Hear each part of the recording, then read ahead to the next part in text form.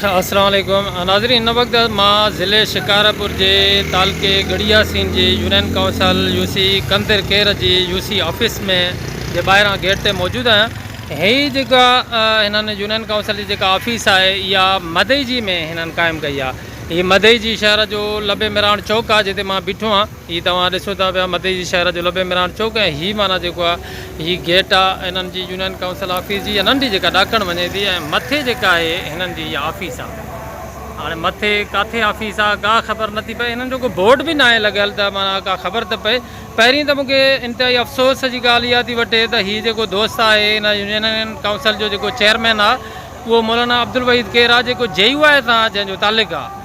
हाणे JU आहे माना मज़हबी पार्टी आहे जेका निज जो जेको आहे करप्शन खां पाक हुजण जी दावा बि करे थी पई ऐं हिननि जी पार्टी जेका आहे उहा मुसलसल इहा दावा कंदी रहंदी आहे गुज़िरियल 60 सालनि खां त इक़्तिदार माना असांजे हवाले कयो त असां हिन मुल्क में इनक़लाब आणींदासीं। हाणे ॾिसूं त हिननि खे हिकिड़ी टेस्ट तौर ते हितां जे माण्हुनि जेको आहे हिननि खे यूनियन काउंसिल ॾिनी आहे त ॾिसूं त तव्हां यूनियन काउंसिल में जेकर इनक़लाब आणे था वञो त पोइ तव्हांखे मुल्क बि तव्हांजे हवाले कंदासीं।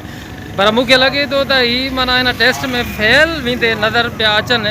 ऐं पहिरीं ॻाल्हि इहा आहे त माना यूनियन काउंसिल कंदर केर माना परे आहे इलाही, ओॾां जा ॻोठाणा नंढनि नंढनि माना जेको आहे तो कम जे लाइ सर्टिफिकेट आहे, माना जेको आहे बर्थ सर्टिफिकेट आहे, निकाह जो सर्टिफिकेट आहे, फोती सर्टिफिकेट आहे, उन खां अलावा खोड़ सारा माना यूनियन काउंसिल सां रिलेटेड जेके शयूं आहिनि माना कम उन जे हवाले सां हेॾा कशाला कटे मदी जी छो अचनि।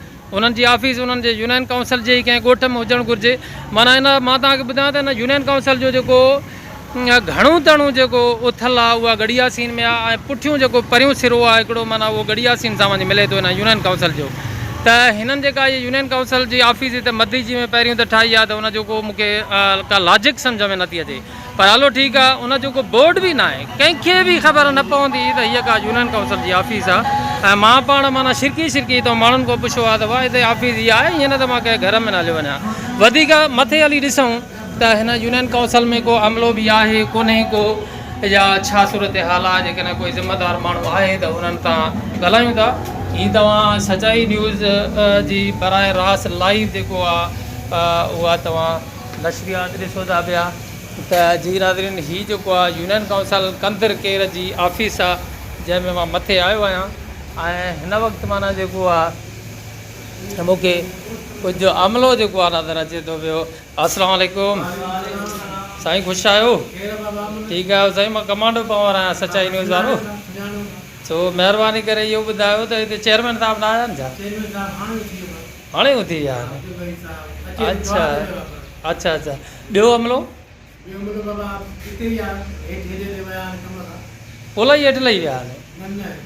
अच्छा, हीअ माना यूनियन काउंसिल जी ऑफिस में माना ॾिसो त जेको आहे कुल 2-3 कुर्सियूं आहिनि, हिकु टेबल आहे। चेयरमैन साहिब जी ऑफिस किथे आहे? चेयरमैन साहिब जी ऑफिस आहे, को पटे वालो वग़ैरह त हूंदो न? पटे वालो बि कोई कोन्हे। हीअ जेका चेयरमैन साहिब जी ऑफिस आहे, चेयरमैन साहिब जी ऑफिस जे बि कोई चेयरमैन जो बोर्ड कोन्हे। वॾी ॻाल्हि मां तव्हांखे ॿुधायां त हिन पूरी यूनियन काउंसिल जे अंदरि तव्हांखे कंहिं बि क़िस्म जो को बि पेनाफ्लेक्स या बोर्ड तव्हांखे नज़र न ईंदो त जंहिंमां का ख़बर पए त का हीअ यूनियन काउंसिल जी ऑफिस बि आहे अलाए कोन्हे। कंहिंखे कीअं ख़बर पवंदी यार त हीअ यूनियन काउंसिल जी ऑफिस आहे? घटि में घटि को माशाल्लाह हीअ माना जेको आहे त चेयरमैन साहिब जी ऑफिस आहे ऐं चेयरमैन साहिबु पाण त कोन्हे को, कुर्सियूं 2-3 आहिनि ऐं उन सां गॾोगॾु जेको आहे हीअ JU जो झंडो बि आहे, पाकिस्तान जो झंडो आहे। ऐं ऑफिस जेको आहे माशाल्लाह चेयरमैन साहिब जी मूंखे ठीकु लॻे थी, पर कंहिं क़िस्म जो को बोर्ड माना जेको आहे त ख़बर, छो त सरकारी ऑफिस आहे ऐं हीअ माना प्राइवेट ऑफिस न आहे। ईअं थो लॻे त का प्राइवेट कंहिं का स्टेट एजेंसी हुजे या को ॻाल्हि बि पूरी कंहिं ऑफिस में माना नज़र नथो अचे। 12 बजे टाइम थियो आहे, 12 बजे हिन वक़्तु माना टाइम आहे। ऐं हीअ जेको आहे पूरी ऑफिस जे अंदरि माना साईं ॿुधायो त साईं क्लार्क आहिनि हिन ऑफिस में ऐं साईं जिन जे बि कॉल त हिते असां 12 मुलाज़िम आहियूं, 13 चेयरमैन साहिबु। हिन वक़्तु टोटल माना जेके आहिनि 2 ॼणा वेठा आहिनि, जेको आहे साईं क्लार्क साहिबु आहे ऐं साईं जेको आहे पियान आहिनि पटे वालो। साईं तव्हांजो नालो? इमरान मीराणी पियान आहिनि। साईं क्लार्क आहिनि। क्लार्क साईं तव्हांजो नालो? जहांगीर सोलंकी।